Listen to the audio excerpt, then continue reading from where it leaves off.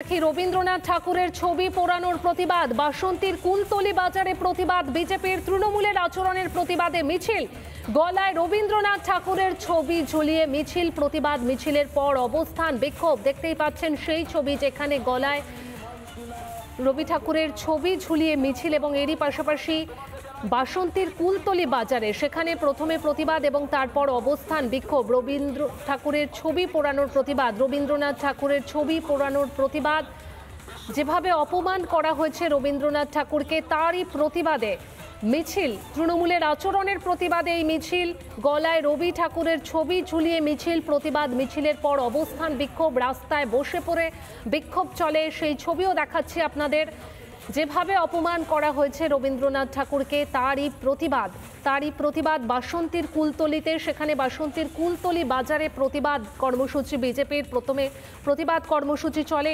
এরপরে রাস্তায় বসে পড়ে অবস্থান বিক্ষোভ।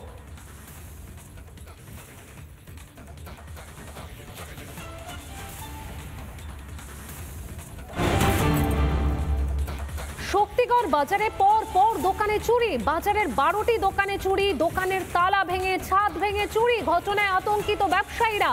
শক্তিগড় বাজার, যেখানে দেখা যাচ্ছে পর একাধিক দোকানে চুরি হয়েছে, কোনো দোকানে দেখা যাচ্ছে তালা ভেঙে, কোনো দোকানে দেখা যাচ্ছে ছাদ ভেঙে চুরি হয়ে গেছে। এরপরেই আতঙ্কিত হয়ে পড়েন ব্যবসায়ীরা, তারা নিরাপত্তার জন্য দাবি জানান এবং এই চুরির ঘটনার কিনারার জন্যও তারা দাবি করতে থাকেন। বাজারে যে পর 12টি দোকান, সেই দোকানে চুরি হয়ে যায়, দোকানের তালা ভেঙে দেখা যায় চুরির ঘটনা ঘটেছে, কোথাও আবার দেখা যায় ছাদ ভেঙে চুরি। ঘটনার পরই আতঙ্কিত ব্যবসায়ীরা, রাতে নিরাপত্তা জোরদার করার পাশাপাশি অবিলম্বে ঘটনার কিনারা করার দাবি জানিয়েছেন ব্যবসায়ীরা। শক্তিগড় বাজার, সেখানে পর দোকানে চুরির ঘটনায় আতঙ্কিত ব্যবসায়ীরা। ঘটনাস্থলে পুলিশ এসে পৌঁছয়, বিভিন্নভাবে তালা সহ বিভিন্ন নমুনা তারা খতিয়ে দেখেন, সংগ্রহ করেন। যে ছবি দেখা যাচ্ছে একদম তালা ভেঙে চুরি।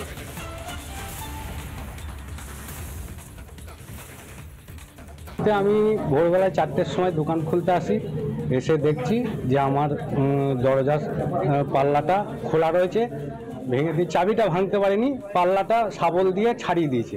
যখন ঢুকে যেয়ে দেখছি যে আমার কিছু দুধ ছিল সেগুলো উল্টে ফেলে দিয়েছে, করতে পারিনি। আমি খুব দিন দরিদ্র মানুষ, ওইটাই আমার জীবিকা, আর কিছু নেই।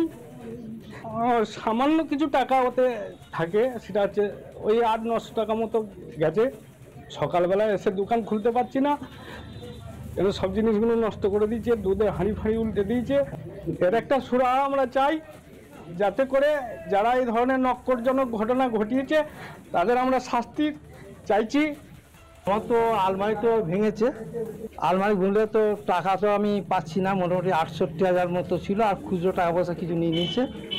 আর বন্ড আছে কিছু, বন্ডটা তো এখন পুরোপুরি হিসেব করতে পারছি না, হয়তো কিছু খোয়া যেতে পারে, হিসেব না করলে বোঝা যাবে না। ঢুকলো তো সামনে তো তালাটা ভেঙেছে, দেখে মানে কিছু দিয়ে আঘাত করেছে, ওইটা ভাঙতে পারেনি, মানে টেবলে গেছে আর কি।